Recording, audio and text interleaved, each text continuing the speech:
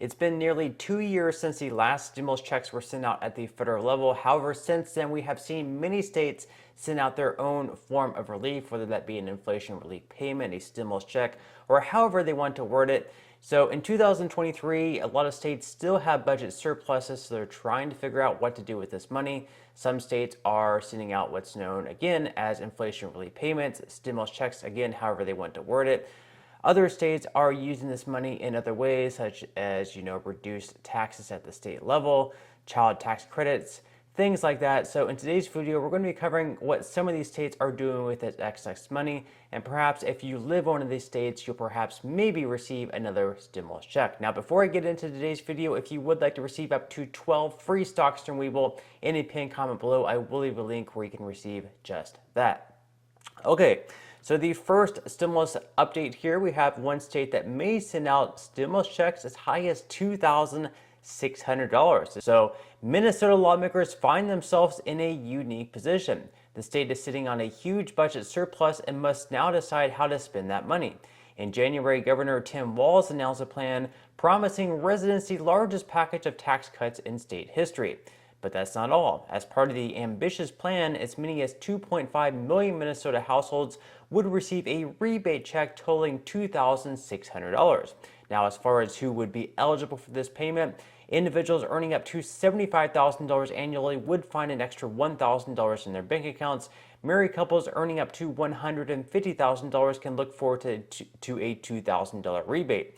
In addition, parents would receive a $200 rebate per child up to 3 children. So for a married couple with 3 children, the benefit would be maxed out at $2,600. If you had 4 children, it would still be $2,600 max, just because they're only giving these payments out up to 3 children. Now, again, this is just a proposed budget. It has not passed.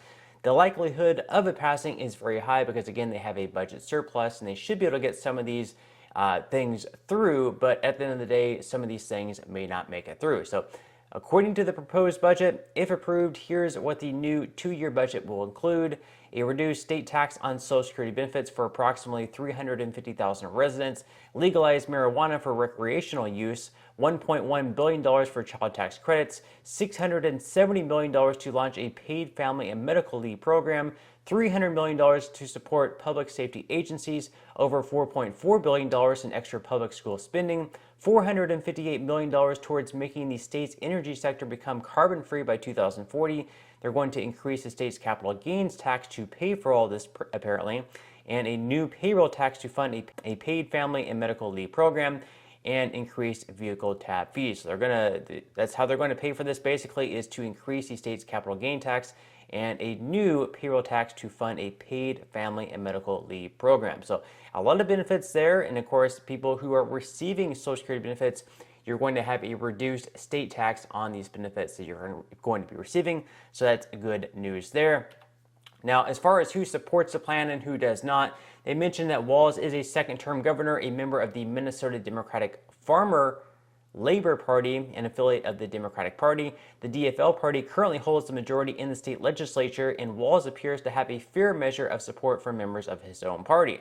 Less happy are Republicans who say that most of the state's surplus should go towards cutting taxes instead, but the Minnesota Chamber of Commerce is also less than pleased with the governor's plan, particularly those newly proposed taxes. So the Coalition of Greater Minnesota Cities said that the $30 million earmarked for local government aid does not meet their needs and calls the proposal disheartening.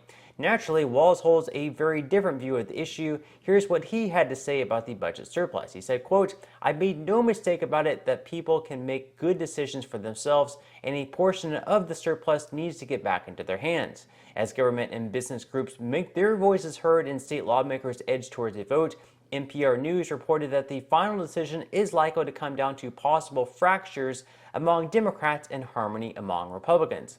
Even if the entire plan does not pass the legislature, there is a chance that a one-time rebate check will be approved." So they're saying that even though these other measures may not end up passing, it is highly likely that the rebate checks will be approved, which again is $1,000 per person. A married couple would receive $2,000, and then $200 per child dependent up to 3 children. So again, the max payment there would be $2,600.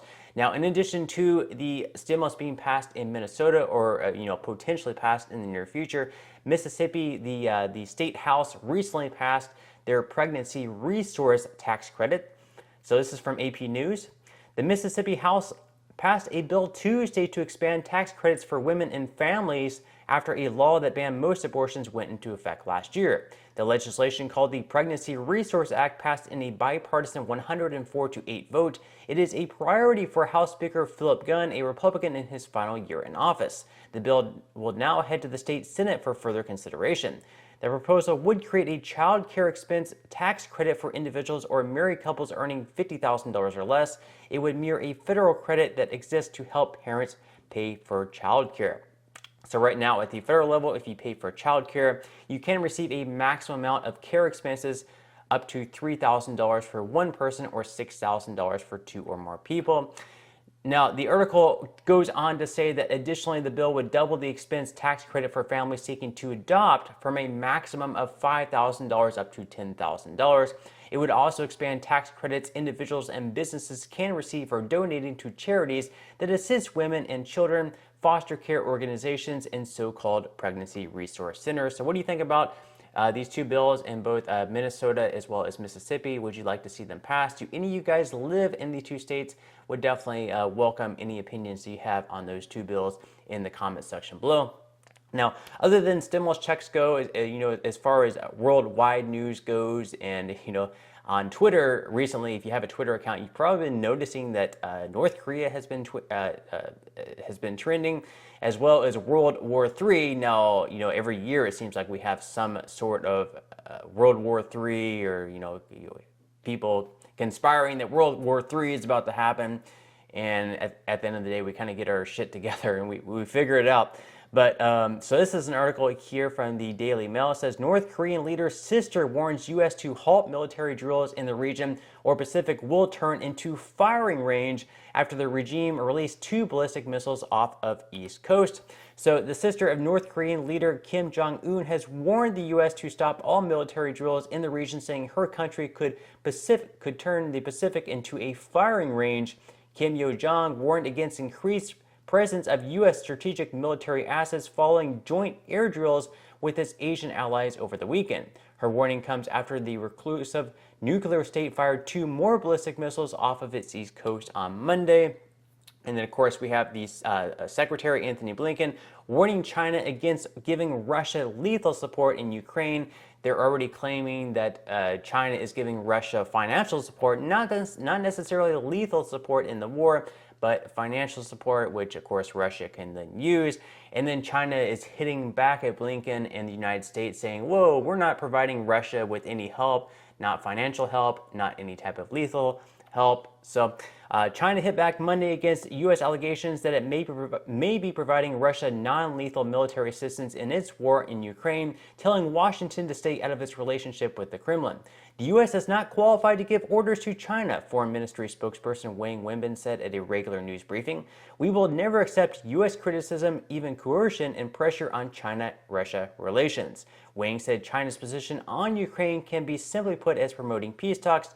Said, quote, China will continue to firmly stand on the side of dialogue and peace and play a constructive part in easing the situation. So China is claiming that, instead of sending Russia support in the form of arms or, some type of financial assistance, instead they're promoting peace talks. The United States is disagreeing. They believe that China is helping Russia in a way, at least for now, with financial assistance, and perhaps in the future it could be through some type of military assistance. But that's all the news that we have for today's video. I hope you enjoyed. If you did, make sure to give this video a like, subscribe to my channel if you have not already, and I will see you in the next video.